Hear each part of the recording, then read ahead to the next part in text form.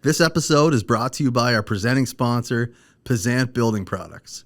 Payzant Building Products has been providing contractors and builders with the supplies necessary to complete their jobs since 1964. They've built a reputation of honest, helpful, and quality service, serving the HRM for the last 58 years. Now with 7 locations in Nova Scotia and 1 in New Brunswick. All right, welcome back to the Atlanta Construction Podcast. Very excited to have with us today our presenter sponsor, Payzant Building Products, and we have Andrew Payzant, President, CEO, and owner, and Matthew Payzant, General Manager. So uncle and nephew with us today, and as I said, this is our first episode with one of our biggest supporter, Payzant, as a presenter sponsor, so really honored to have you both with us today. Thanks, guys. Well, thanks for having us. Glad to be here. Yeah, and we usually start, with our typical to get a little bit of background on our guests' journeys in the industry, and obviously Payzant is a very familiar name to the folks around Nova Scotia, New Brunswick, here in Atlanta, Canada, as a building supply store. So maybe Andrew, if you could start us off and just kind of give us a little bit of the history and the background of the family business and the humble beginnings and leading up to today and where things are at. Yeah, sure. So Dad started the business in 1964. So Dad grew up on the farm down the Annapolis Valley, a small little village called Bishopville that nobody has heard of before. It's just out kind of in the outskirts of Hantsport.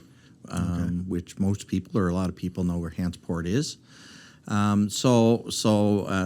Dad was he had moved to Lower Sackville from the valley. So when he was John, right? John. Yeah. So my dad's name is John, and he was working at a furniture store in Windsor, the Shan Sisters Furniture Store, and he met and married my mother, and my oldest brother came along. So Dad was looking at it and thinking, oh man, I'm making $5 a week. It was pretty hard. Just what year is this? That was 1951. Yeah, that my brother was born. So 1951, and Dad was looking at what he was making and thinking, okay, I now have a third mouth to feed, and it's going to be tough to feed this little baby. So he was working in this furniture store, and a traveling salesman came along, and Dad happened to mention, I'm looking for some work that things are pretty tight financially. So this traveling salesman mentioned to him, he said, well, I know a guy I just came from in Lower Sackville by the name of Ted Blackburn. And he's got like a little shopping center down there, and he sold groceries, and he had clothing, and he had hardware, and he had electronics, and he just had kind of he kind of claimed he had one of the first shopping centers in Nova Scotia, Ted Blackburn. So Dad said, well, I'll go down, and because this salesman said he knew that he was looking for some help. So Dad decided, well, I'll go down and meet with him, and so he did, and sure enough, Ted hired him.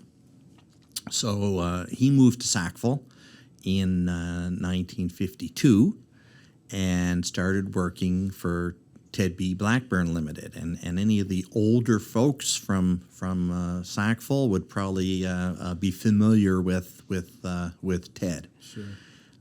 So he worked there, and then at one point in the early 60s, Ted decided that he wanted to kind of sell out his business.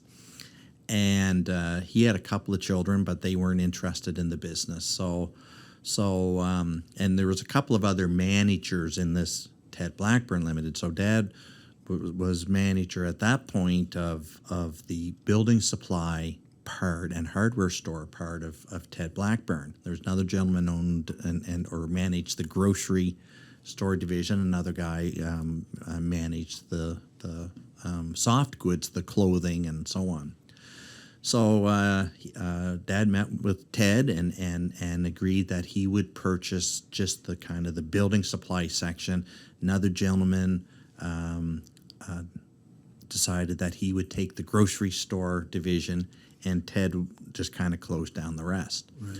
So Dad decided, okay, I'm gonna do this now, and I remember him telling me that he was trying to come up with a name for this building supply store. And Ted Blackburn, of course, it was Ted Blackburn Shopping Center Limited, and so Ted said to Dad, well, you don't have to come up with a crazy name, call it what it is, Payzant Building Products. You know, we put your name on it, and you'll be proud of it, and that will give you extra incentive to make sure it works because it's got your name on it. If it was purple and blue building supplies, who cares? But it was Payzant Building Products. So he did. So that's what he named it, and he operated there in the basement, basically, of the old shopping center location for a few years. And then, so that was 1964. And then in 1969, he built the building where we are today for our head office location further down the street at 250 Sackville Drive. Right. So it was, my mom was not real happy when he bought the company because at that point, more children had come along, including me. You've got 3 brothers? I've got 3 brothers and a sister. So I came along in 1961. So at that point, Dad had a 2-story house with a few bedrooms and so on. But in order to buy the business, he had no money to speak of. So he got a small loan from his father, and he then sold the house he was living in and moved into a small 2-room little bungalow a street away from where he was now. From the Sackville location currently, right? Correct. Yeah. So Mom was like, okay, well, where are we going to put all these kids? Like, you know, I had this halfway decent house where, you know, there's 2 kids in that bedroom and 2 in that one and 1 over here, and now we're in a 2-room house that had a kitchen / living room and 1 bedroom. So he said, oh, you know, I'll add on to it and so on. But that's how we got the financing. So he had everything on the line when he started the business. Yeah. He had everything on the line. And then we basically, we kind of basically grew from there. It's always so interesting to hear the inception stories of, it's such a well-known name now in the community, right? And you've got, I think it's 7 locations in Nova Scotia, 1 in New Brunswick, is that right? And yes. Just to hear, how it started from the individual, like the entrepreneur, and maybe did it out of necessity. Yeah. But then also like how, just from that one idea or that one, that inception idea, and maybe what he was going through at the time, and he had everything on the line, and then you look at how things progress. It's really interesting to get those backstories. So thanks for sharing that. Yeah, no problem. Good thing you bought the hardware store, not the grocery side or clothing. Imagine that would have been. I don't know if Matthew have it make it in the grocery. No, I don't think so. I think I've got it. I don't think I would either. Having stuff that expires. Yeah. You know, like if I've got a 2x4 and it's sitting there and hasn't sold for a week or a month, doesn't really matter. But if I had a tomato, what do I do with that in a month? Throw it at somebody.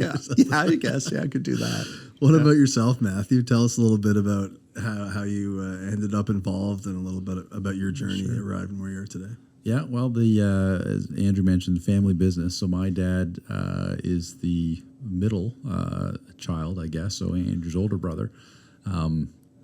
It was never kind of just assumed when you grow up that, hey, you're going to work in the family business. In fact, it was much more encouragement, run, do something, do anything else. Just figure out what you want because obviously family business, sometimes the stories that you hear aren't great ones, right? And you just get people that get in there and either don't want to be there or shouldn't. So I pursued after high school my Bachelor of Commerce at Dalhousie. It's interesting that you were encouraged to to go your own journey because maybe that's not always the case. No, I think so. And I mean, it's nice, it's easy and convenient, but I think that's the concern. And as Andrew mentioned, my grandfather, he started the business for what he could do for people and for his family.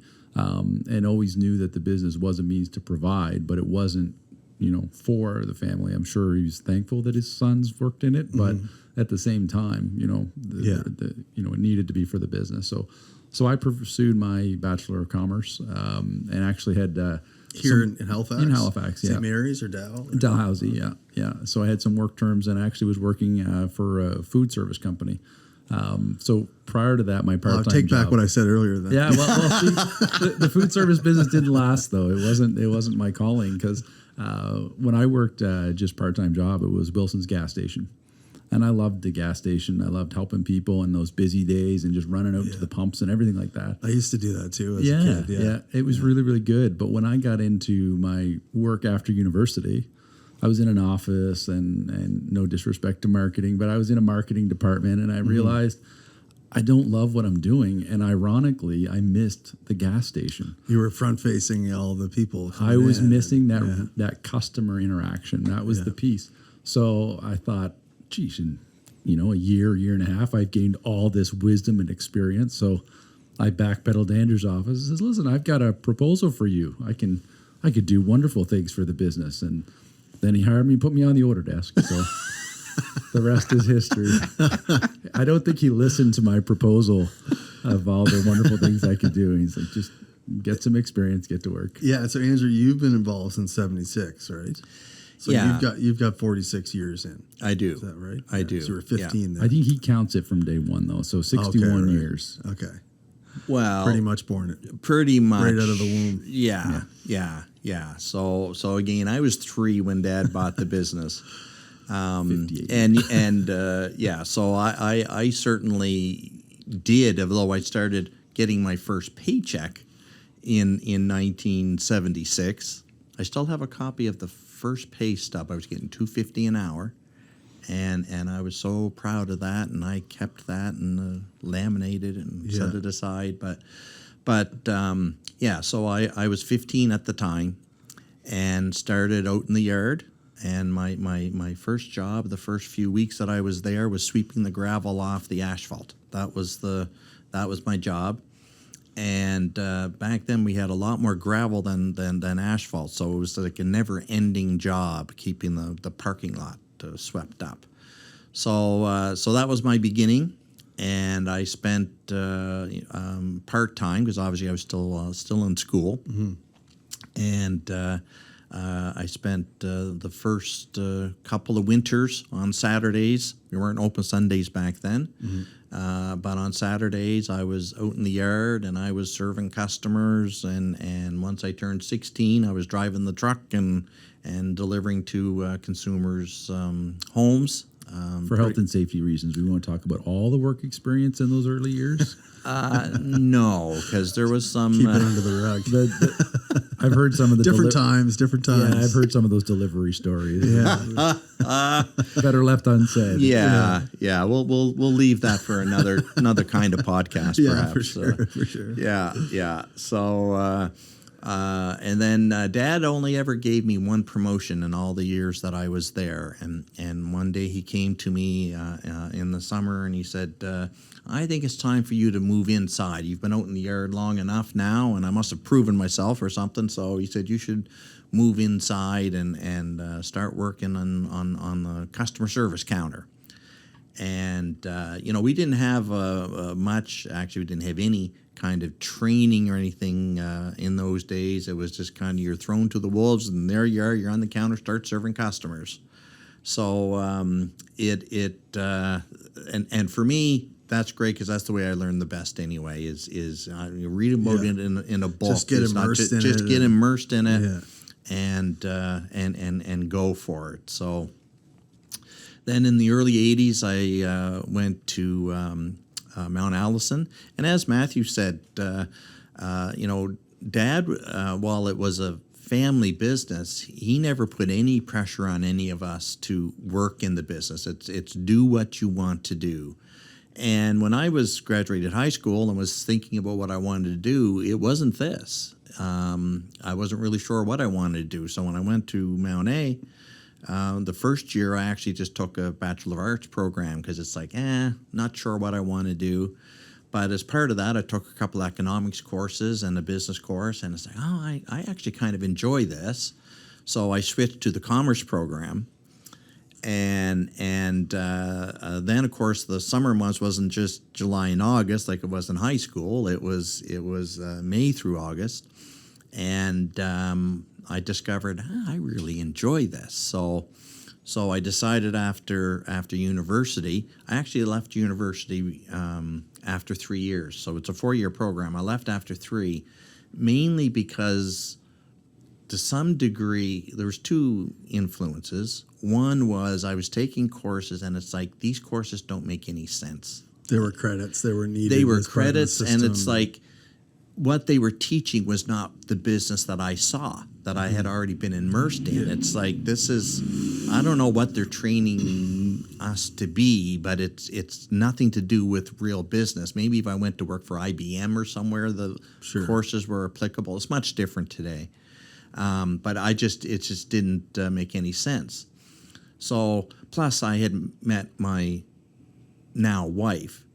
So I had 2 incentives for, let's get out of New Brunswick. Let's you gotta make some money get if you're gonna buy a ring, right? And get this engagement going and so on. So I started working full time in 1983. And then over the years, I just, again, I worked up through all the different positions, from, looking after the tool department to the seasonal department to cutting glass to estimating and blueprint reading and then management and so on. So just kind of every once in a while, I'd give myself a new title and change my business cards and keep going from there. Yeah, I'll go back to the comment you made about after 3 years, you kind of realize at university that a lot of the courses weren't. Yeah. And I don't know, Matthew, if you have some thoughts on this, but I've had a business administration degree as well, and as an undergrad, and you do learn a lot of good things when it comes to certain like accounting and some knowledge of marketing and just basic administration skills and those kind of things. But I don't know. It has changed for sure. I mean, lots of things have changed, but maybe it hasn't changed as much as like you see a lot of there's a right time to do or a right scenario where an MBA is valuable. Someone coming from all kinds of different backgrounds, and they're kind of collaborating and getting the business side of things if they haven't. But if you have a business in the family, or you a business really well, I mean, I found that too to be my experience from coming from a millennial or a Gen X, whatever you want to call it. I'm 36, so I don't know if things have changed, but then again, there's nothing new under the sun, and in a sense, like if you know your business, you can get some technical information, which is helpful to plug into the way things are currently moving. But stuff is changing all the time. So I think whether it was Andrew or not, I mean, over the years at school, I'd come in and have my stories about how stressful university was or whatever. And I got lots of sympathy from that guy. I'm sure he did. But just a hint of sarcasm. Yeah, a little bit. But I think that, it's often said maybe university is going to teach you how to learn. And a lot of education, it's teaching you good habits, learning how to work with people, teaching you how to learn. Yeah. But, that doesn't have a time limit. And some people, and depending on what you want to do, how much time you spend there might be different. But what you learn in school, again, technical skill aside, because that's a different thing. Yeah. It's not always as relevant as how to learn and how to prepare yourself for your future. Yeah, I agree. And I bring it up mostly in regards to business itself. Like if you're going to be an engineer, obviously you need technical. That's right. But when it comes to business, and it's a lot of it is about people management and just kind of being immersed, like you said, in it, then there are some technical things you should learn. But again, like I think for business in particular, it's I think that's where it makes the most difference in like why be learning about things that you're not going to use those tools, right? Yeah. I think what I've always said is that the 2 biggest things that I learned in university, and really I learned them in the first year. It didn't have to take 3 years to get it through my head. But it was time management, which has a component of prioritization. So I was there, and I know a lot of people today extend the university. They take 2 credits at a time or Of whatever, course, yeah. and in order to get their degree, it's like an 8-year process or Yeah. something. But I was taking a full workload, a full course load, and in order to complete in the 4 years, and I had to learn quickly how to decide which thing I'm going to do, because with 5 credits every term, and there'd be an accounting exam on this date, and there'd be English poetry report done on this date or due on this date, and then there was a statistics project I had to do or whatever.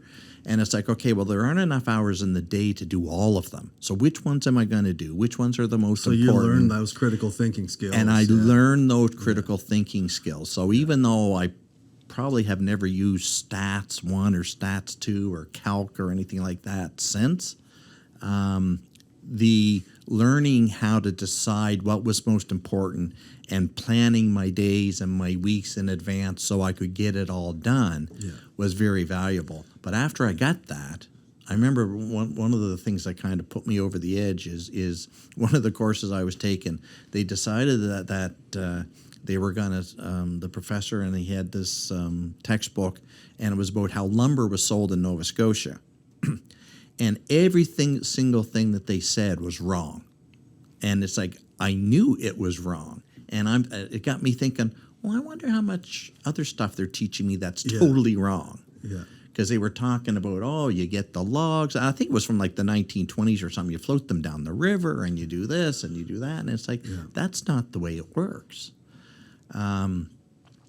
We have been involved a little bit with St. Mary's, the School of Business part of St. Mary's. And I've looked through the curriculum, course, the curriculum and the course descriptions and so on a couple of times, because I was curious as to whether it had improved. Because there was one course I took, quantitative analysis for business decisions. It was just not relevant. It's like, this is garbage. And I will say, from what I could see from the course descriptions, they were teaching much more relevant. Yeah. And even like the whole HR side of it, which can be a big part of business, that wasn't in. It wasn't even. It wasn't even. No, it wasn't in the curriculum. And just to clarify, like for our listeners, everybody has their opinions on the education system, and not you're not going to please everybody. But we're not like here to knock. I'm not knocking them, saying what I've said, and nor are you. And like what Matthew said is like, going to completing a degree basically reinforces to you that I can do something for 4 years. I can follow I can manage my time, and it does teach you those intangible skills. And I think that's part of the systematic nature of how they're designed, so that a certain type of person is going to filter out from a BBA or an MBA. A person that can decide to do that and then carry through and finish it. Is a certain label, regardless of how specific, detailed information is relevant outside of that, right? But like you said, I mean, they're always trying to get outside business people or influencers or community members to help, because a lot of the professors wouldn't agree with half the stuff they have to teach in the curriculum, right? They want to be teaching something different, and that's always the challenge, is to make it relevant. That's where I think trades colleges get it much better. But you're going to need something very specific at NSCC, right? You want to be a welder, right? You're going to learn everything you need to know to come out in 2 years, and and even in construction management, architectural technologist courses, it's pretty relevant. Like I've hired some, and it's pretty relevant. They do learn. They learn a lot. They get the first year in the workforce is a big eye opener in that. Yes. In that regard, but the challenge of experience, like Andrew kind of described, the journey of experience that you can gain over the years, and whether it's business is moving faster or whatnot, but how do you replicate that experience, but in a faster rate? And some of the education programs like NSCC or whatnot are related around that sharing of information, sharing of experience, so that you can teach somebody from day one, how to be ready and more equipped in 3 years instead of maybe it would normally have taken 10 years. Yeah. And if you can get more experience, not just theoretical, but real experience, because we need more people and we need them faster. Yeah. Yeah. So Yeah, and that's everybody's problem now, especially in our industry too, right? It's, if it's not tradespeople that are short on, all these large commercial jobs, and in the residential sector too, it's building supplier stores not being short staffed in certain regards, and everybody's it's just amped up for everyone. well, we see the impact in our position. Again, we're suppliers, so we're not necessarily hands-on making these projects go faster or sourcing out trades for a building. But we know the value of what we can do when we're on our game and when we offer the right service with the experience that the builders need. Then we solve a lot of problems, or we prevent a lot of problems, so that the job at the job site is a lot easier. So it's important, whether it's it's simply materials delivery, it's handling, it's ordering, it could be estimating services, whatever it is. We know that within our position, we can help our customers be more efficient. But again, that doesn't just come off the shelf, so to speak. That experience, it needs to be taught. And again, all you have to do is talk to a contractor, a local contractor, and they'll tell you exactly how important a supplier is to them. It's pretty much essential. I'm already planning, okay, 7 years from now when that person retires, what am I going to do? Because I need to know now, that I'm making steps to try to work towards, some of those changes, because that experience base, that we built up over 30 years, I want to try to replicate it in 5 years, if it's at all possible, right? So we were talking before, Andrew and Matthew, about just the autonomy of the space that you're in as a building supplier, comparing the markets from central Canada to here, and how it's very tight knit community here. Even though there's it's I think we're all happy with how things are, how busy things are and in our industry and stuff, but just the autonomy of where you fit and understanding your role to the contractor and the homeowner and the subcontractors and the trades that are building these homes, that are buying your products, and how do you like you mentioned earlier about working at a gas station, to be in front facing, just talking to people, understanding them, and it's you're always, there's so many moving parts, and with where with where Payzant's been able to get to locally, that, like you said, that doesn't just happen. You don't just build a name and all of a sudden get to this level without understanding.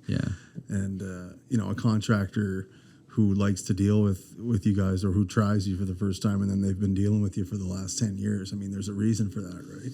Well, we would talk a little bit about the business as a whole, and where things are today. And a few years ago, I don't have, I guess COVID was a couple of years, so 5 years ago now. We do exercises, of course, and some of it was strategic planning or whatnot, and part of it they were discussing having a vision statement. And Andrew, because again, my grandfather probably didn't sit home and think of a vision statement for the business. It just evolved. But when he tried to capture it, what ended up coming together was, we want to be the most desired supplier of home improvement products in our markets. And we talked a lot about it because honestly and truly, we obviously track our sales numbers and we track our performance and how are we doing year over year. We know how many stores we have, we know how many employees we have, but those are not the metrics that really drive us. It is, are we satisfying our customers? And when we say most desired, the measurement is, are we the place that people want to shop? And that is everybody from individual building a shed, doing a bathroom reno, fixing something, doing a little reno. They're just in with their child, they're buying some hobby supplies to do a school project, to the guy that's building houses and painting and building apartment buildings. The statement that we have and the vision that we That's a lot of different customers. It is, but it really is. And of course, business school will tell you, define your target market. Okay, well, our target market is builders. It's people.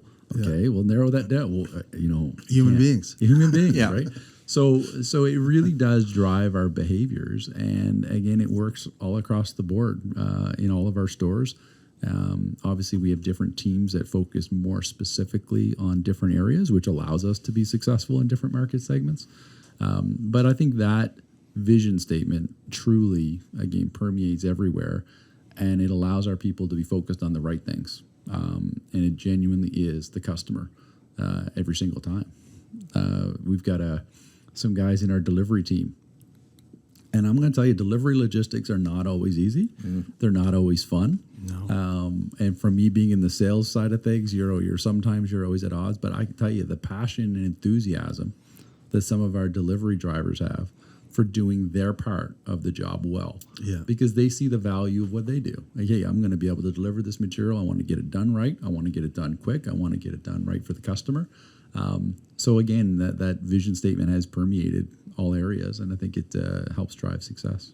Yeah, and they understand where they fit, right? They understand if they say they're going to be there at 7 a.m. with this load of 2x4 or drywall or backsplash or whatever, like the contractor's relying on them, and they've got men standing by. And we don't say 7 a.m., say early morning. Early morning, yeah. I never give the exact time. I'm not going to give you the telecom between 8 and 4 range, but we'll try to say morning, early morning. Exactly.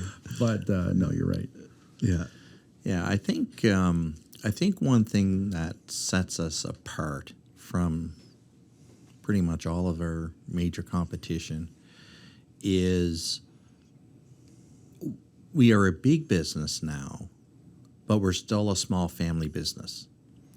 So it's an interesting dynamic, isn't it? It is, and we have had to change over the years, because when we had one store and 35 employees, well, that's one thing. But when you have 8 stores and 300 employees, you have to do things differently. So you don't want to lose your culture.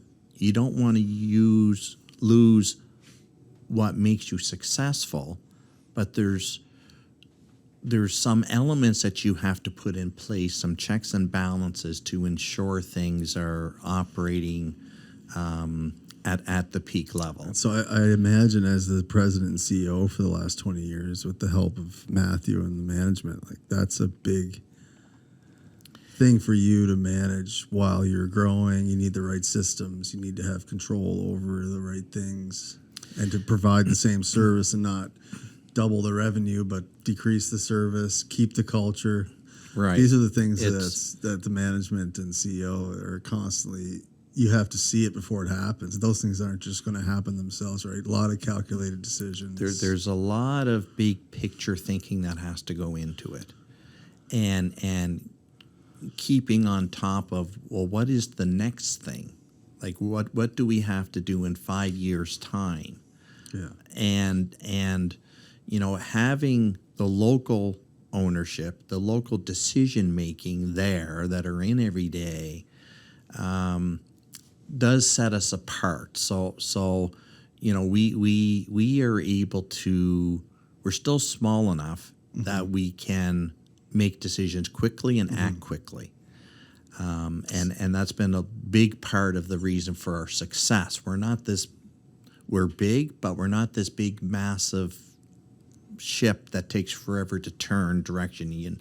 And if something comes up with whether it's a customer issue, an employee issue, or perhaps an opportunity, right. We don't have to go through 6 levels of management to reach somebody in some office in some other province or some other, some cases, country with publicly traded companies like Lowe's and Rona and Home Depot. Oh, and isn't that the right? issue, right? It's so hard to talk to the right person to get to where something can be answered and you can get some closure. Yeah, because you don't even know who that person is. No, let alone can I talk to them. You're never going to meet them. So Lower Sackville, Dartmouth, Sackville, New Brunswick, Hansport, Windsor, Porters Lake, Dartmouth, and Enfield. Yeah, these are the 8 locations. Dartmouth is Burnside and Cole Harbour. Burnside and Cole Harbour. That's right. Yeah, right. Yeah. So how many employees at each location? Is it kind of? So it varies. right? It And varies each store is in greatly. a certain market, right? You've got Sackville location, obviously, is the Yeah, big one. Sackville is the big location right now, and is also operates as our head office. So all of the senior management are in that store, and I think we have roughly 120, something like that there. And then Enfield and Sackville, New Brunswick, and Cole Harbor are all about the same size, so they'd all have 25 to 35, maybe 40 people there. Porter's Lake is a little smaller. Our Burnside store probably has, I think, 18. Our smallest store is in Hantsport, and it is. I think they've got 8. I remember last time I was in Hansport driving by there. I'll put a plug in there for the manager. Small but mighty. That's for sure. Oh boy, Yeah. it's the little store that could. Like when we first bought that store, I bought it more for nostalgia than anything else. It's like if we can just break even there, I'll be happy, because again, going back to our roots. So Dad, he grew up on the farm in Bishopville, and the closest village town was Hantsport. And I used to be, my grandmother, I got to know her quite well because she lived to be 102. So she used she did. Now, unfortunately, my grandfather died when I was 2 years old, so I never really knew my grandfather. But my grandmother, so she would tell me stories about when Dad was young and Dad's brother were young, and they were a young family on the farm. They would basically try to just, they had to survive based on what they could grow and produce on the farm. And they had chickens and egg-laying chickens, as well as some meat birds. And they used to gather eggs, and then once a week they'd go into Hantsport and basically trade them in. So she would take the eggs and give them to the little general store in Hantsport, and they'd get a little credit on their account. Like a barter economy almost. Like a barter economy. So then when she needed flour or sugar, well, she could get that based on the credit for these eggs. And in the winter, sometimes it would be like, well, it might be a month or two before they could even get out of Bishopville because the little dirt road wouldn't be plowed and so on. So when the store was became available for sale and was kind of iffy. Hantsport was going through some hard times there. The Bank of Nova Scotia was pulling out, and the Tim Hortons closed, and it's like, oh, what's going to happen to the little town? So it's like, there's still that connection there, and Dad still had. Dad just passed away a couple of years ago, and he still had all the original homestead land. There, most of my brothers and I and my sister rebuilt cottages and stuff, and that's actually where I'm living now. For the last couple of years, I've been living at my cottage, which is in Bishopville. So when we bought that store, it's like, just if it can kind of break even or not lose too much, I just the. But even just that's an interesting story. But even just the convenience for, like, if a contractor has a job up there and they're working on a roof up in Hantsport, where are they going to get if they run out of this or that or whatever, or building a home or whatever. Yeah, right? And that's why that's been the exciting thing for that store, because the gentleman who's managing it now had been working there before. And within a few months, kind of got understanding that, hey, this is what Payzant is all about. We're all about being flexible, serving the customer. So for really no effort of ours, that store has grown a contractor business based on the fact that contractors know I can walk in, I can say what I need, and this is kind of what I'm up against. And the store will respond with inventory. If you need us to start carrying this, or we got to increase our levels, or what can we do here?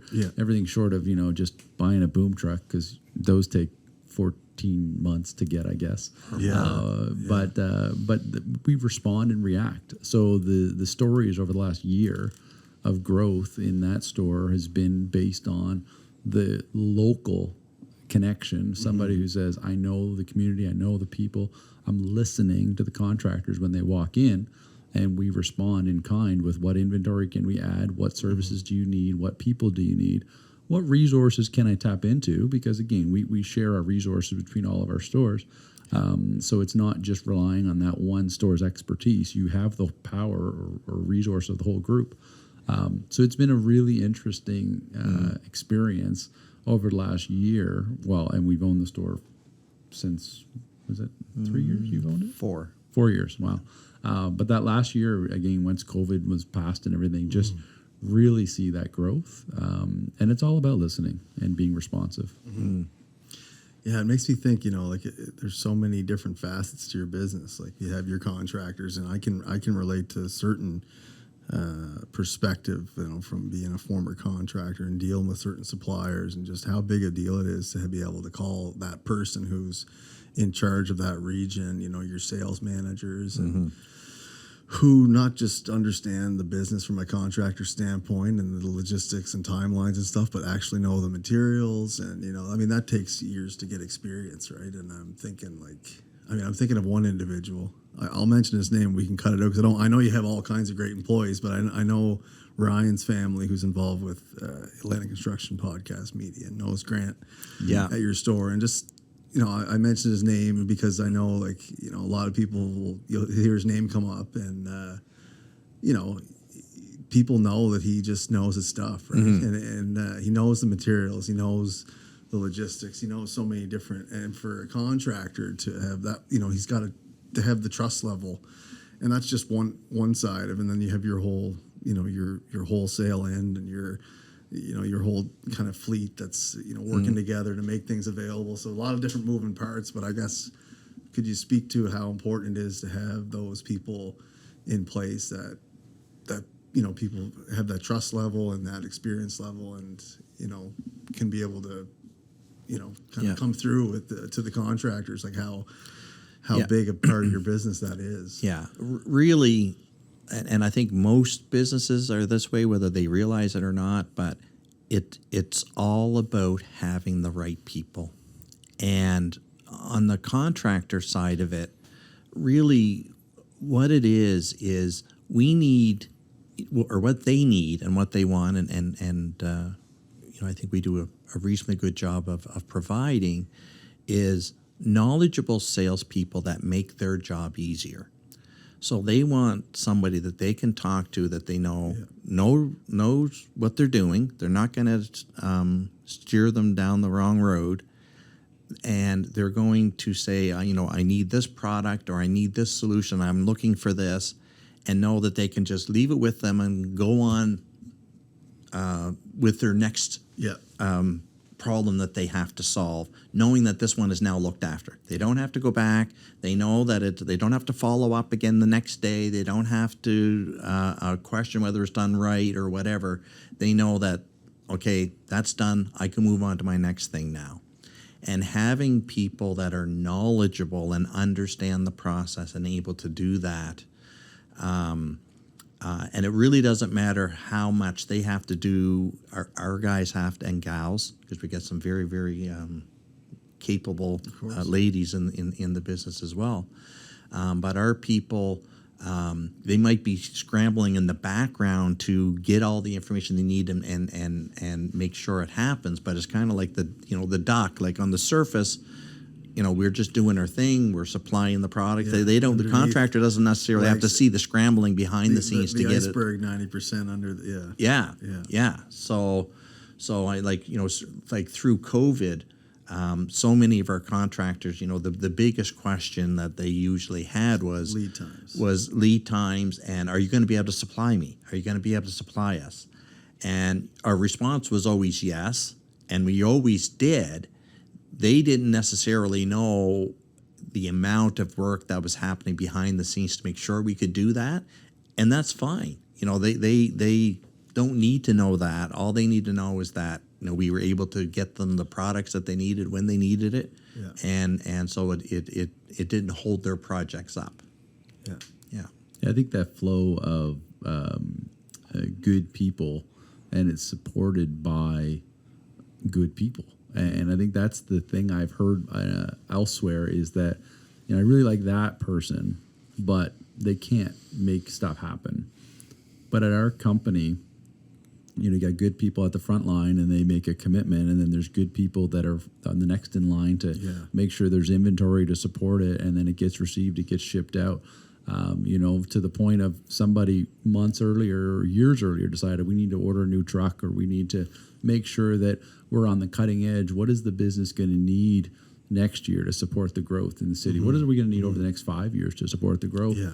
So it's a whole system of good people that care that makes the whole thing work, which is kind of exciting, because sometimes good people are stunted by a bad structure, or there's like, well, they're good, sure, but it gets blocked. Their hands are tied Exactly, from the systems right? in place. And we've seen that sometimes, whether it's growth in companies and they get bought out by a bigger company, and then it just stifles that independence, creativity, that autonomy. And it's just not in our DNA to do that. So I think that's what's kind of unique, is being able to maintain that strength for individual and good people all the way through the organization. Yeah, and that's a big deal for the employees too. Who take a lot of pride in their job and their experience in doing it. Yeah, not wanting to be hemmed in or boxed in, not able to deliver what they want. No, for sure. Yeah, I kind of make it a point to not bring up the pandemic on a lot of podcasts because it's something you could easily just and people are sick of hearing about it. But we haven't had a lot of suppliers on, and I'm wondering, from a supplier point of view, like as far as the material pricing and was there any moves, like as far as inventory and just kind of replenishing things, and as things moved along, I'm sure it was you're riding the wave like everybody else is in the industry, but was there circumstances where you were, as for the price of lumber, for example, was a big one, right? Plywood and lumbers, the price went up so much and down again, and I'm not fully over that yet. Yeah. So, like, was there any kind of moves made on the back end where, like, you know what, tell me if this is something that would happen on the back end, like, I think this number is going to climb like crazy. Let's get enough in for the next year now, or like I know you're always thinking years ahead, so like could you maybe kind of just tell us a little bit about the without giving away too much. Matthew has been a little bit traumatized. That was one of his chief responsibilities over the last number of years, is the purchasing side of it. And I used to say to him every once in a while, you haven't experienced yet the peaks and valleys that we used to have. So lumber, plywood, OSB has always historically had peaks and valleys. What's the reason for that?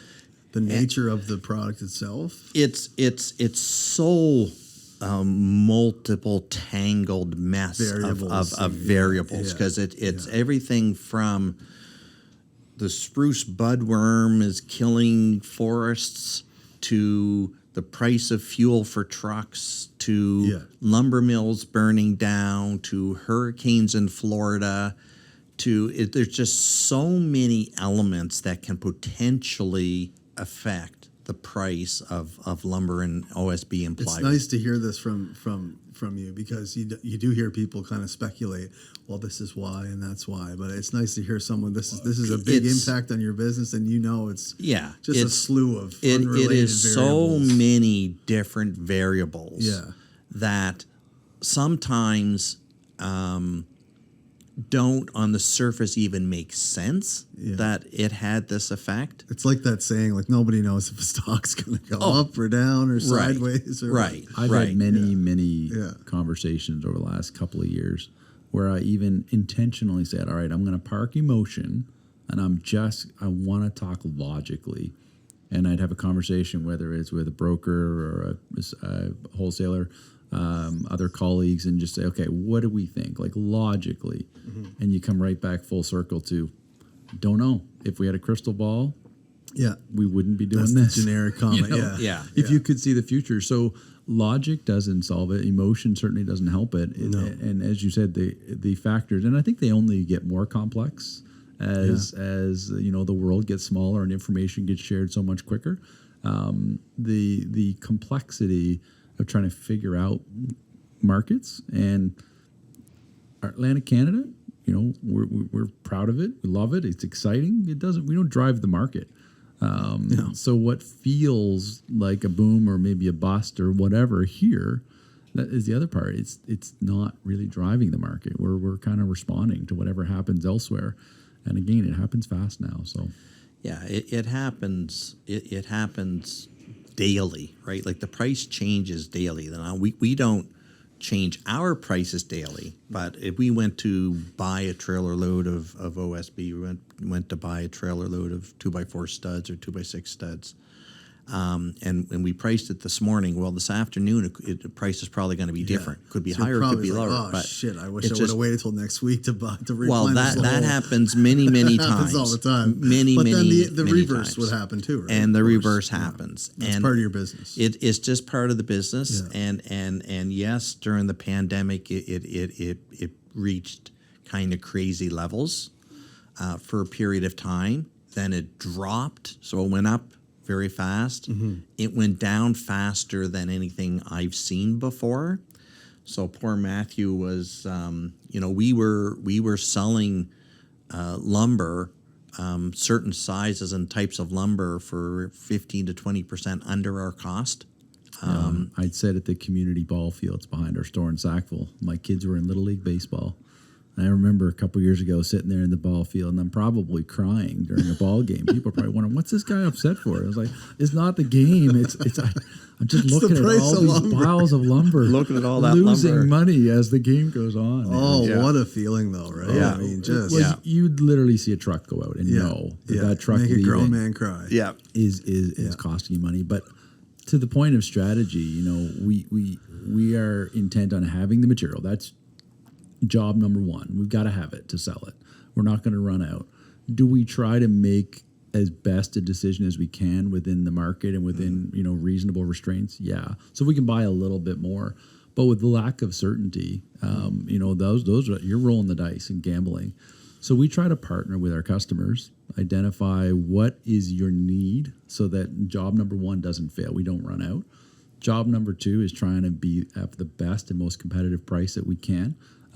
So then we're going to try to be there. And if we can try to, buy a little extra, because with the ebbs and flows of the market, you want to look at the long haul and say, okay, over 12 months, ideally, we're not losing any money selling here. Yeah. There's probably a couple items that over the course of 12 months during the pandemic, you lost money on it. But that didn't, like I say, it didn't matter. It does matter.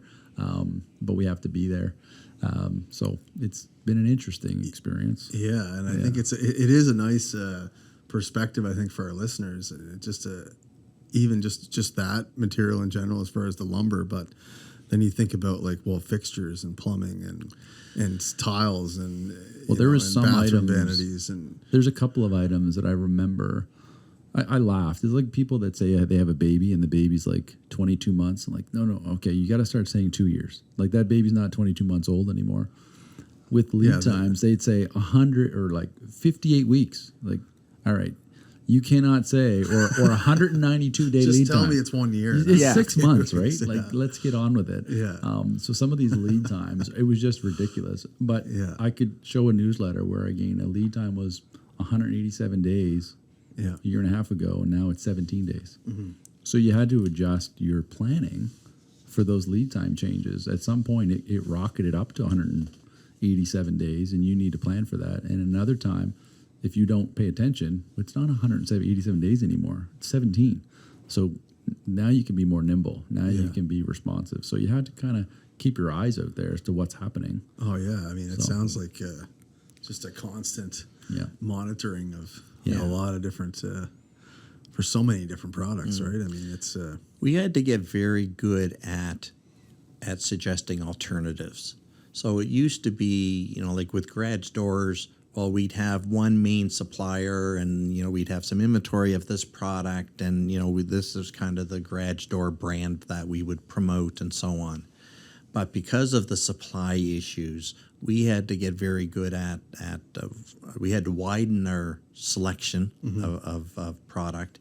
and we had to suggest to customers. So they might come and say, well, I want a 9x7 garage door with this particular door light in it, and be like, okay, well, I can't get that one, but I can get this one over here, and the light looks a little bit different, or I can't get a Wayne Dalton, but I can get one of these ones, or Steelcraft, or I can get. So we had to get very good at and customers had to sometimes not take their first choice, but it's like, well, I can get that one, but it's 6 months, 8 months. Here's an alternate that you can get a lot faster. Yeah. So we trying to again give our customers solutions, and not just say, oh, well, that's just the way it is, and it's this long lead time. We tried to find ways, and getting back to your first question, yes, if we through our gut feel, look at the market or whatever, think that the lumber price is going up, next week or next month, we would bulk up our inventory. Sure, yeah. We weren't always right. Sometimes it didn't go up, or vice versa. Sometimes we'd let it go down a little bit because it can't possibly stay at this level. Next week it's going to go down. So let's not order this week. Let's wait till next week. So, and that's a constant weekly. Yes, it's just a constant change. Yeah. Yeah. So I lost my train of thought. Were you getting up for a certain reason, or no? Just to distract you. I got a great question here. Just wait. Let's see. I don't want to forget. Brain freeze. Yeah. Take a second here. That moment has passed, and this thought's not going to come back right away, so we got to distract it. Oh, I know what it was. There we go. See? I seriously do. That works. There's a moment you're trying it too does hard. Work. Yeah, you're right. You're right. I do that all the time. Overthink everything.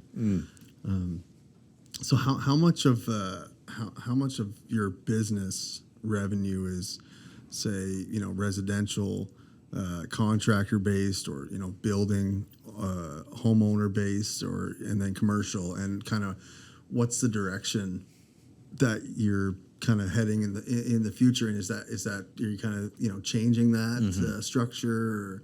Yeah. So that's a great question. So a lot of my fellow dealers, I meet with a lot of fellow home hardware dealers, and when I was on the board of Atlantic Building Supply Dealers Association, dealers of all different flavors. We'd have different get-togethers and so on.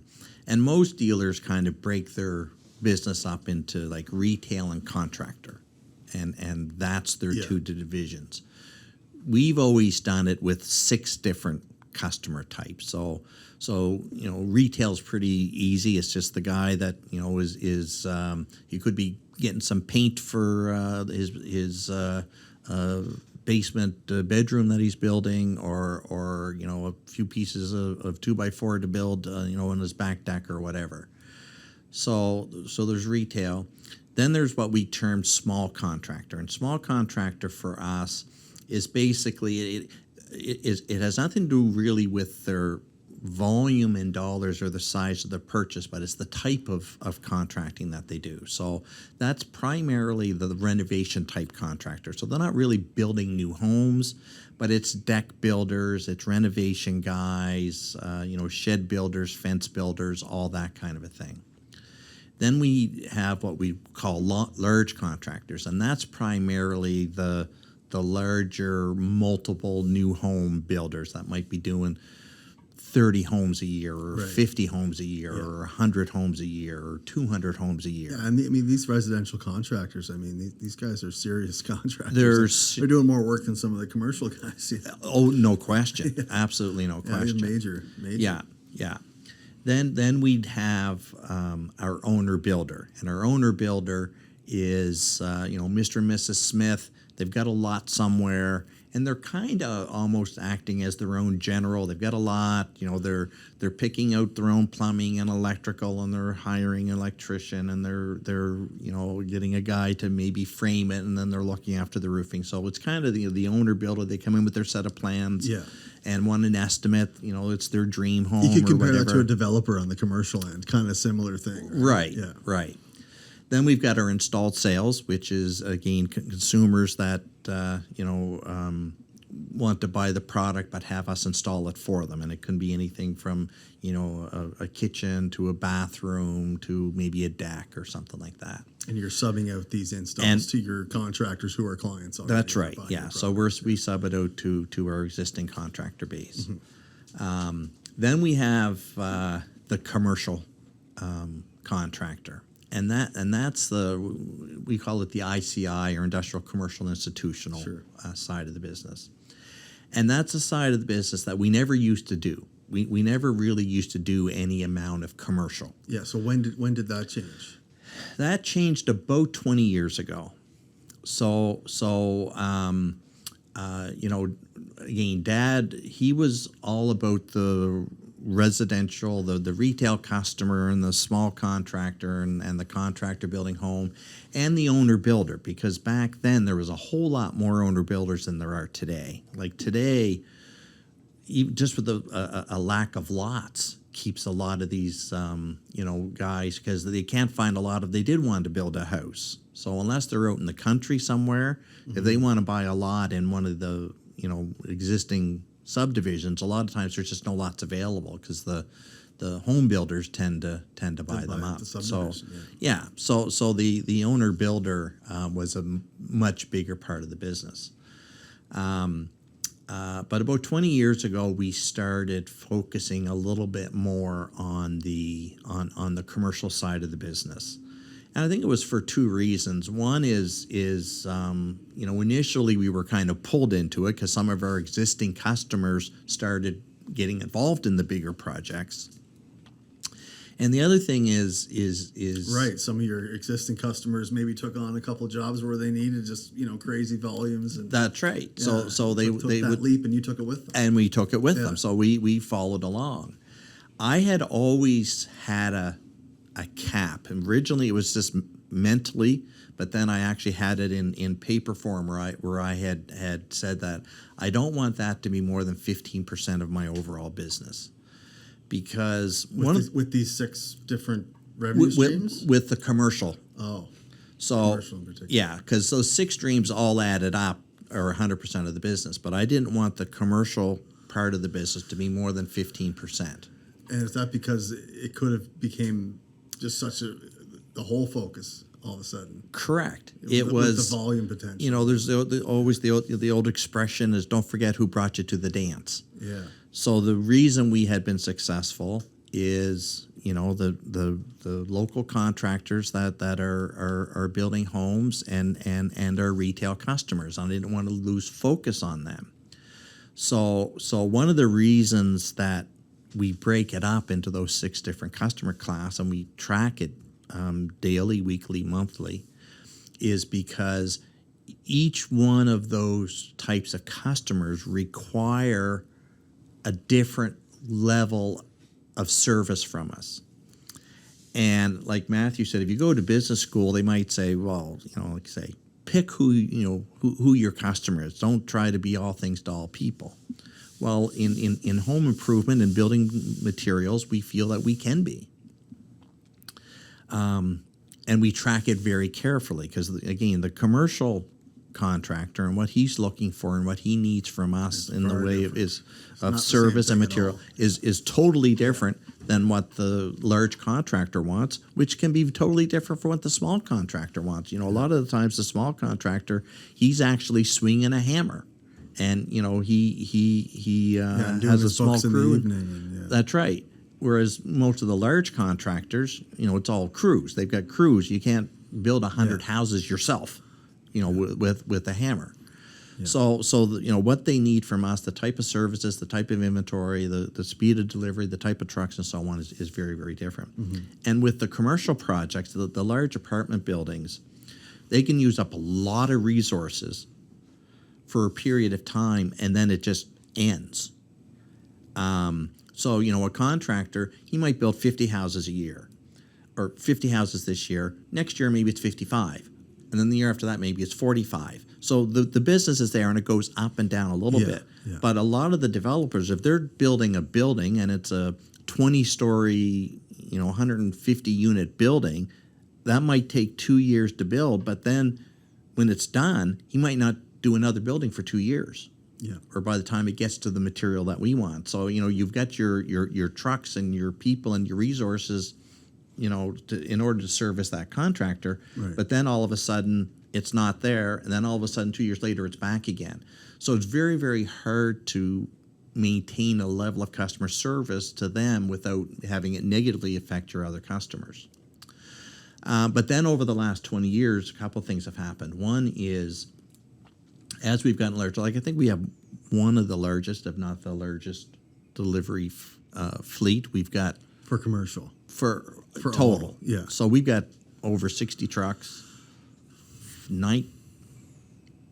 16 boom trucks. I got 2 more on order, both of which are supposed to be here this year, both of which haven't come yet.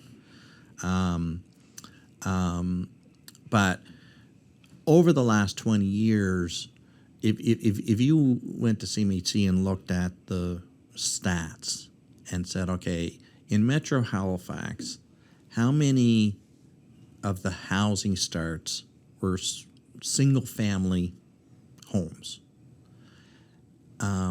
So what was it 30 years ago, and what is it today? So 30 years ago, it was about 75% were single-family homes. Today, it's like 30% are single-family homes. So the multiple unit, the larger project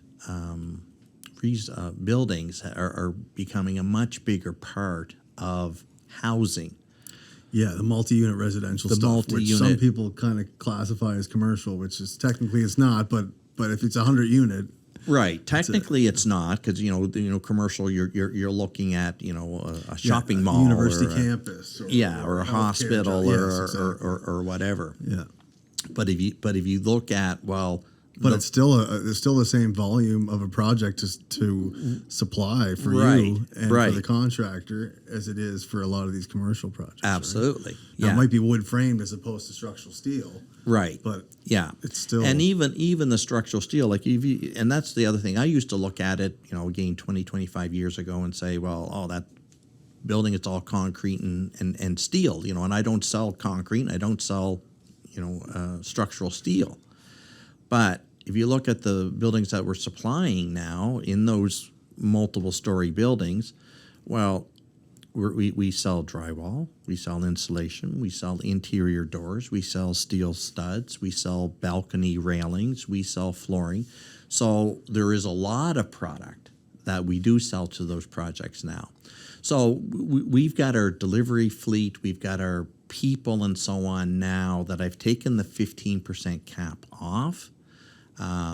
Because we're comfortable that we've proven to ourselves that we can service that customer and service them well and service them to a high degree of standard without it negatively affecting all of our other customers, and we can still service them because of the size of our fleet and so on. Back when we had 2 boom trucks, it was very hard to be able to do that. All of a sudden, my 2 boom trucks are tied up for a month delivering drywall to this big building. No, it's interesting to hear about the operations and how many trucks are on there, and that kind of stuff. And I'm assuming when it comes to, there's lots of building supply stores out there when it comes to residential, and in the commercial division, your big competitors is Kent. Mm-hmm. And then, a couple others. And if it's drywall, then there's 4 or 5 drywall locations like Coastal and Special, and then there's specialty suppliers. But if, a lot of our audience and listeners are PMs and estimators with general contractors and developers that are listening in right now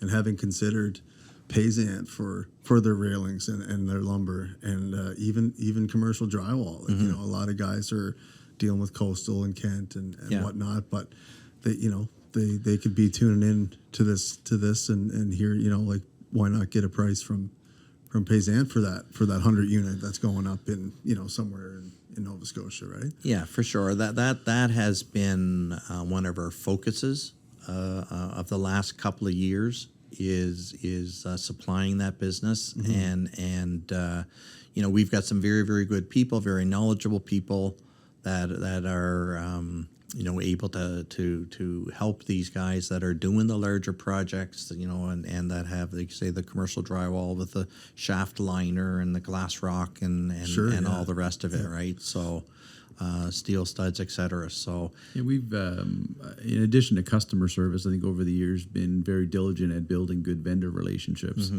And the home hardware brand is certainly phenomenal, dealer-owned, cooperative, and it's been excellent. But on the building supply side, it was always necessary to foster independent relationships, and that's something that I know Andrew's done personally and still does personally now. Is identify vendors for whom this market is strategic for them, and we want to deliver their product and that offering. And then for the customer, it allows us to bring a program or a competitor that maybe has a desire to be in there, but also we can bring a wide range of product. And sometimes the GSDs, we'll call it, or a specialty dealer is very, very good at one thing. Yeah. But lacking in the breadth of assortment. And Yeah. I think we kind of maybe a bit of a hybrid where we drive to be as specialist as we can with our vendor relationships and partnerships. We'll try to understand the different products, the offerings, the new technologies, but also be able to offer the different product mix, right from the plywood that you might need when you're in the ground on the job to the foam and the membranes and products like that. Different kinds of installations, right? Installation, and then all the way up through to the finishing product. So it is nice because you, as a developer, as a PM, you can have a reliable contact. Okay, let me call that guy or that gal, and I know that they have access to all of this stuff. And it's not, I need to make 5 different phone calls. Yeah. So that's, I think, where kind of the value proposition that we offer is those, again, strength of vendors and then the breadth of assortment. Yeah, and I think it seems like there could be value too in like a lot of these commercial projects that are happening that are government funded and there's general contractors involved, and like they're always taking care of a certain portion of the rough carpentry themselves, a certain portion of different scopes and different overlapping scopes with their in-house labor. And if they're not ordering that stuff from Kent, well, Payzant's a good option, and there's probably a lot of business there to be had too, right? Just with from the GC's own in-house labor carrying on on these larger projects. I know it's not the thing that in management you love to hear, but I was this morning on my way in and talking to somebody and said, "What's up with that 30 sheets of plywood?" And I said, "Well, yeah, I basically one of our guys is grabbing a pickup truck and taking 30 sheets of plywood and running it out to somebody, because again, you get in these jobs. Yeah, we love organized and planned. That's obviously what we strive for. Of course, yeah. But there's always the unexpected. There's always the stuff that you don't know. And sure enough, that 30 sheets of plywood is going somewhere downtown Halifax, because somebody, on a Monday morning, you're realizing, shoot, we need this, right? Yeah, but if that guy's listening right now, he's probably praising absolutely, right? Guys going on the pickup truck with 30 sheets exactly. in the back. So that's the stuff that, again, we strive for planned and organized, but at the end of the day, when things come down to it, we're going to be there for you. And again, we want everybody to plan, and we'll work with you, but we're going to be there, right? So there's always that stuff that's there. And again, we try to plan for the unexpected and be ready. Yeah. So I mean, and we've had some of the the biggest the general contractors in Atlantic on, and there's these guys are in charge of so many complex projects. But at the end of the day, you hear the comment a lot, like nothing's ever going to be perfect, right? No. You have your standard and you have your optimum scenario, but you're always working around that, right? Oh, whether it's 30 sheets of plywood on a Monday morning downtown Halifax or 100,000 other things, it's for our listeners, and I think it's after a business has been around the way that Payzant has, from humble beginnings, family business, well-known name, trusted name. You reach the level you're at now, and you've made comments, Andrew, about you're not the mom and pop shop anymore. You're a large operation, but you still maintain that culture. But how important is it to understand who you are to the community, and because you are an option to go for people to go to if they don't want to go to Kent, right? And you're always going to have those scenarios in business where there's the huge systematic corporate who've developed all through the regions, and then you're going to have you're kind of in that sweet spot where it's you're big enough to make a huge impact and influence, but yet still home. It's still home base. It's still local. It's still got that culture and that feel and the family name behind it. So, speak a little bit about Yeah, that. it's for us. We find it a kind of a hard thing to do as far as blowing your own horn, right? Like we have always tried to fly a little bit under the radar. You know, we do our thing and we think we do it well. A gentleman, a supplier, told me one time not that long ago. He says, you know, you realize you can't do that anymore. Like not that we couldn't try, but it's like you're not flying under the radar anymore. Like people realize now how big you are, like how your volume is. So it's a matter of, you know, we tend to try to be fairly modest. You know, we're not any better than the next guy out there. But it's more understanding. But it's So you know, on the one hand, that has perhaps hindered us in that. We're not out there always blowing our own horn and saying, "Oh, look at us, buy from us. We're bigger than the next guy, and we're so great. And look at us, aren't we wonderful?" I remember talking to one contractor one time, and he says, "Oh, well, I was meeting with a salesman for one of our competition, and he told me you only have one boom truck." I'm like, at the time, "Oh, we have 8 boom trucks, but I didn't know you had 8." So it's a matter of it's not just, as Matthew said, our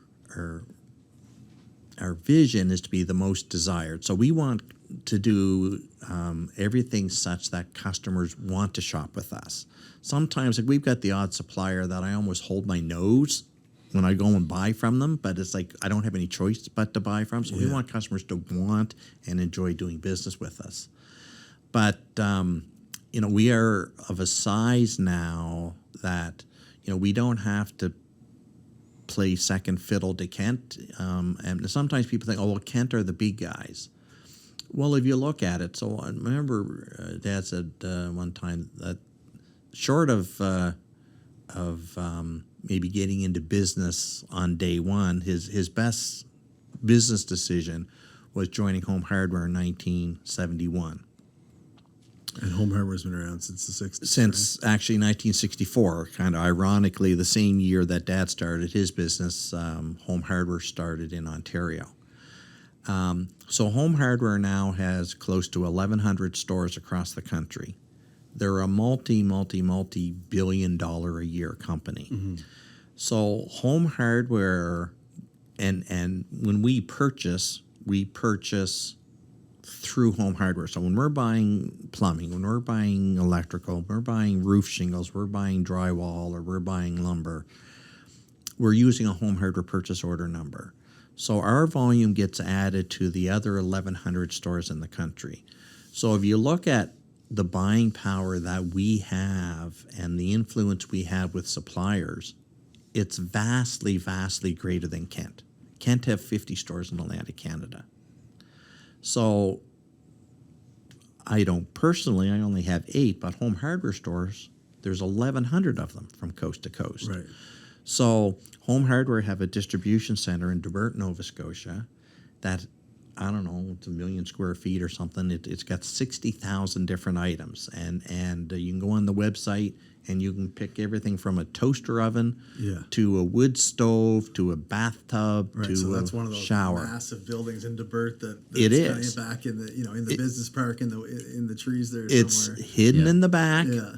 You never see it until you ran into it, but it's a big building to run into. Mm-hmm. So we get 2 trucks a week. So every 3 days, basically, we can get almost anything that distribution center has. So we have now, with that, along with our own fleet and so on, size-wise, that we don't have to play second fiddle to anybody in Metro Halifax. Again, we have one of the largest delivery fleets and more boom trucks than the other guys and so on. It was interesting, though. We were discussing the vision statement a bit ago, and it was like, how do you set a good goal? Well, a goal should be measurable. How do you measure we want to be the most desired? It didn't have a metric that we could necessarily follow. But I know you were saying earlier we had won the Industry Supporter of the Year from the Nova Scotia Home Builders Association. Yes, that's right. And when we kind of thought about that, and like, well, who applied for that award? Nobody did. So it wasn't something that we had gone out and submitted an application for. So we got this call from home builders and said, you've been selected the winner of the 2022 Industry Supporter of the Year. And who's making those votes? Yeah, well, so that was the thing. I went to accept an award, and I said, so I'd have to ask, how did we win this? She said, well, we put it out to the membership of the Home Builders Association, and it was just a vote. It's about the best affirmation. It wasn't multiple choice. It wasn't anything. It was like, hey, just pick. Let us know, who do you think? And our name came up more often than anyone else's. So it was humbling. It was fantastic. But afterwards, I thought, there's the measurement. There's the result, I guess, of the vision of being the most desired. And that was what we needed, I guess, to prove. I think we must be on the right track. We must be doing something right. Yeah, especially, No, that's amazing. And then the My Home Award and Sackville Business of the Year, were those awards recently, the last 5 years? Were those this year? Sackville, I suppose our podcast isn't airing yet, but they haven't even given us that award. They gave us the heads up. Hey, by the way. Right. But that was the Community Sackville Award, and the My Home Award was for our store in Cole Harbour. It started up right at the beginning of COVID, and trying to renovate the old Rona store in Cole Harbour and turned it into a home hardware. And this is when Rona was, Rona was in all their locations. Exactly. So they closed it, and again, I give credit to Andrew with that moment, because you look back on business and you can think of key moments where you bought the store, decide to take action, and so we took ownership of that lease. Playing chess. There's still stories of how somebody might have got in trouble. Geez, how did that location free up? And we were able to secure a lease, but we went to Bragg's and were able to get a lease. But anyways, turning that into a home hardware store during COVID, when there was, normally you deal with store planners in Ontario and you'd have help come down and merchandising support and all of the graphics and whatnot. And we had nothing. So it wouldn't be as maybe turnkey as someone like me would think, who wouldn't be aware of all the things. Well, home would normally help you. They engage with you and they partner with you. Right. But in this case, they said, look, no one can travel. Everything is delayed. Everything is backed up. You're on your own. You're kind of on your own.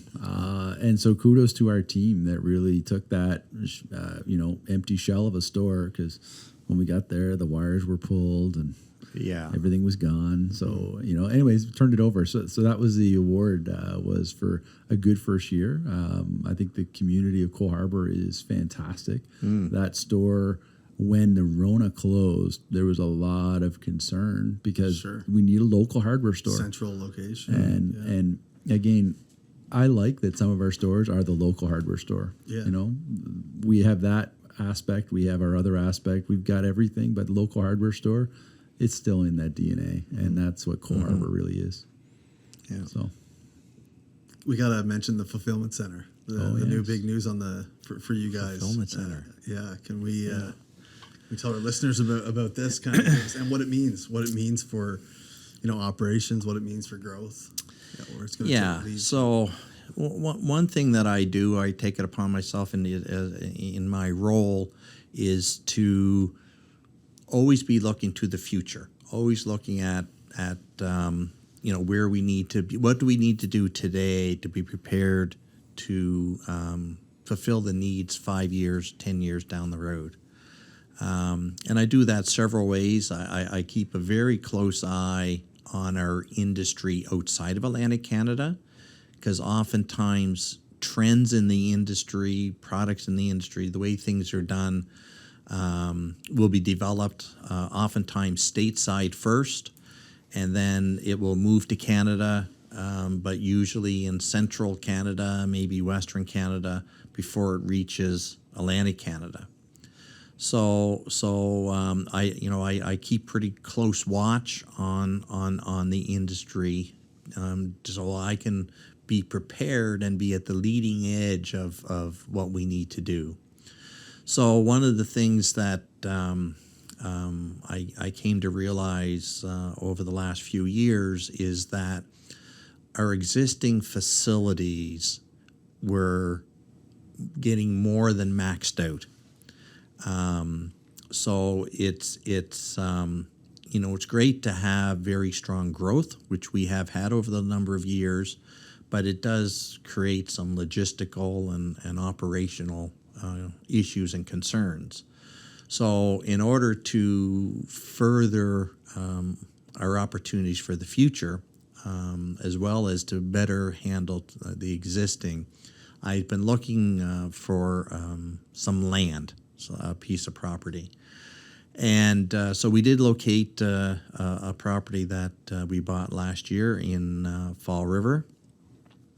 It's about 18 acres of land, so there's lots of space. And we are putting up initially a 60,000 square foot building with a few. Pretty savvy to the main highway there. It is. It's on Perrin Drive, which is just kind of right behind the DOT big depot that they have there. You mentioned DeBird earlier, and it's kind of the whole premise of that, right? I mean, it's there because it's fulfilling so many logistical problems for people right off the highway. Absolutely. Yeah. So it's in a great location that is central to the existing market in Metro Halifax, but also very well situated for future development in Halifax, which is key. So it's a 60,000 square foot building, 18 acres of land, and we will be doing most of our primary customer fulfillment out of that facility. So all of our individual stores will still have trucks.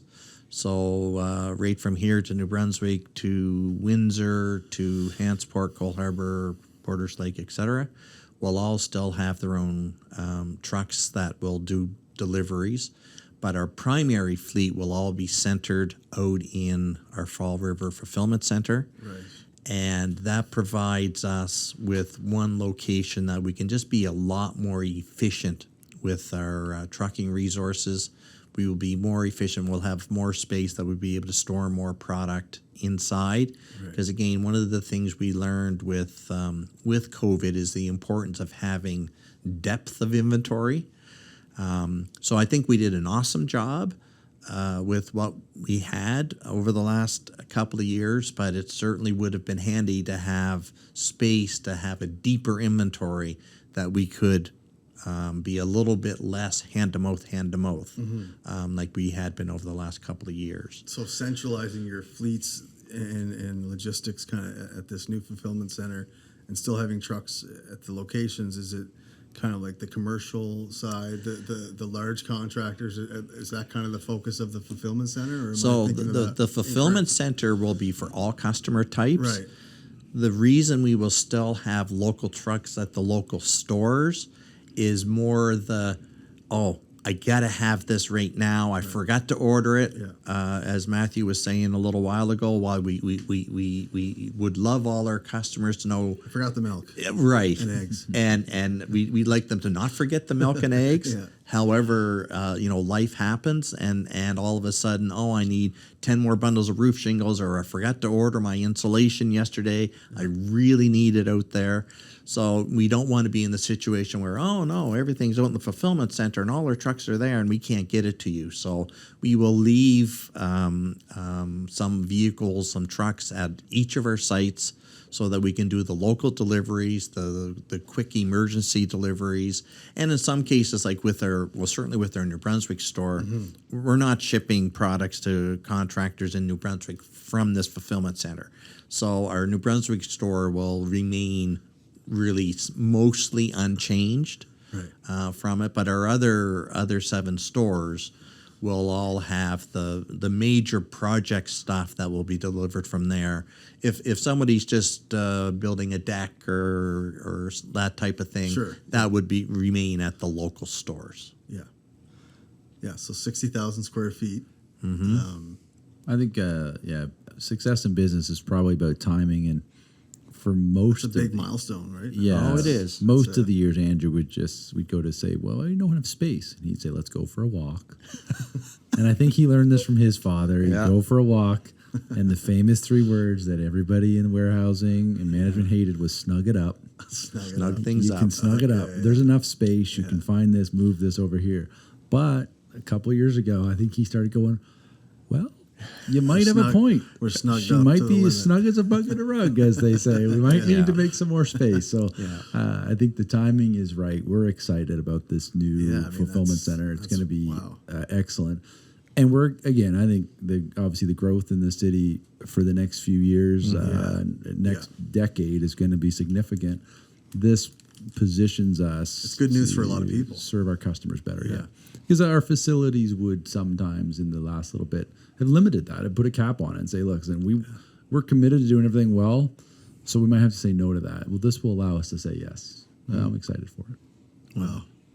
Yeah, and I think in fairness to Matt, yes, I learned those words from my father. Just snug it up.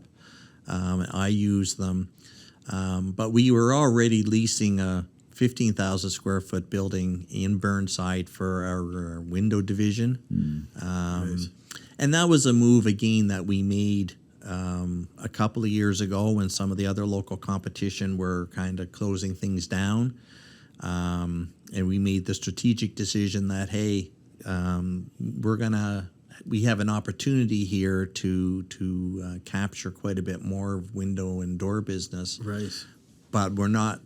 We all we will do is underserve people based on our existing facility. So we went out, found a building, did a lease, and have been operating our window and door division out of that facility. So I knew that it was time. So and it took us a while to find a property because you don't find 18 acres in like you can just Metro Halifax quickly, Yeah. or at least affordably. Yeah. So it took a couple of years, but we're pleased with the location. We're super excited about getting it up and running and operating for sure. And then you're, with the next 8 to 10 years speculated, being what they are for our industry, you're certainly not going to be tied down with space once you have that set up. When will it be operational? When is it? For a timeline. You mentioned next year. So our target is next summer, hopefully early summer. There's some parts of it that we will probably make operational as kind of in stages because the building itself may not be 100% complete when we're taking advantage of the yard space because again, most of our lumber and OSB and products like that are all stored outside. Yes. So we don't have to wait for the building. It's not drywall. Yeah. So we may be forced to make use of this the yard space before summer out there as well because it's just again we are positioning ourselves for future growth.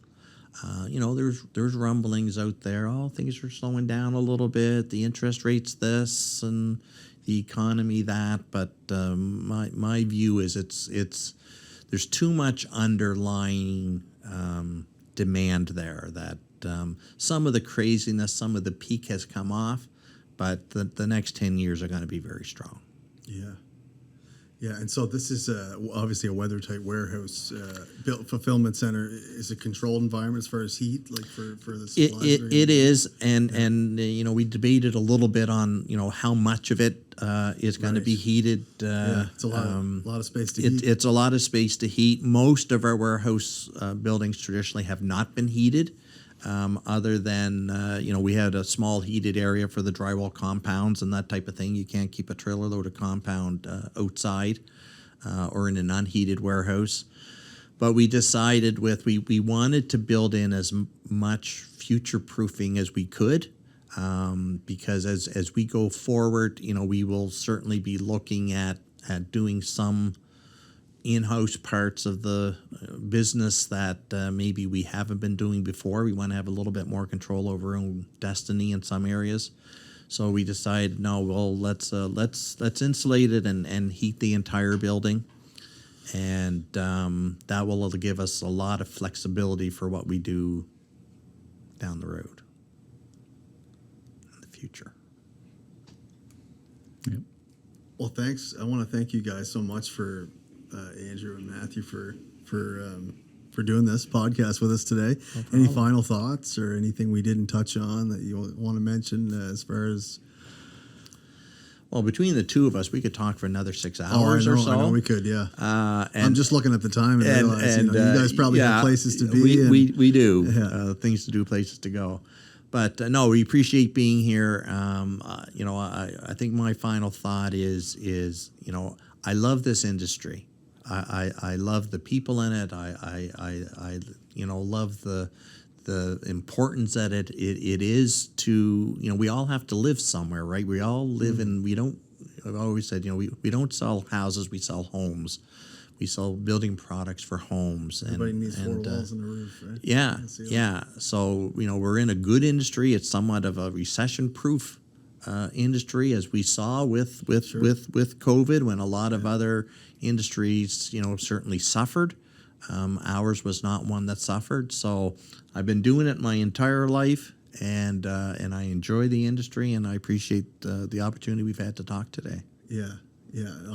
I likewise, and I want to say a special thanks to you, Andrew and Matthew, for showing some faith in our organization and for our inception of our goal and mission statement with our business and vision to shed light on the industry, something that's so important to the culture as well as the economy, right? And it's just a very community-driven thing, and I think it's fantastic what you're doing, with the Atlantic Construction Podcast, and certainly for us, we think about the industry at large, and when you were sharing the podcast, the idea, inspiration for bringing people together, we certainly kind of look forward to what's the role, because again, labor shortages, product challenges, job demand, changing technologies, all of those somewhat challenging things are exciting opportunities. And as a supplier, as a small part of this whole industry, we look forward to any way that we can be involved to participate and to collaborate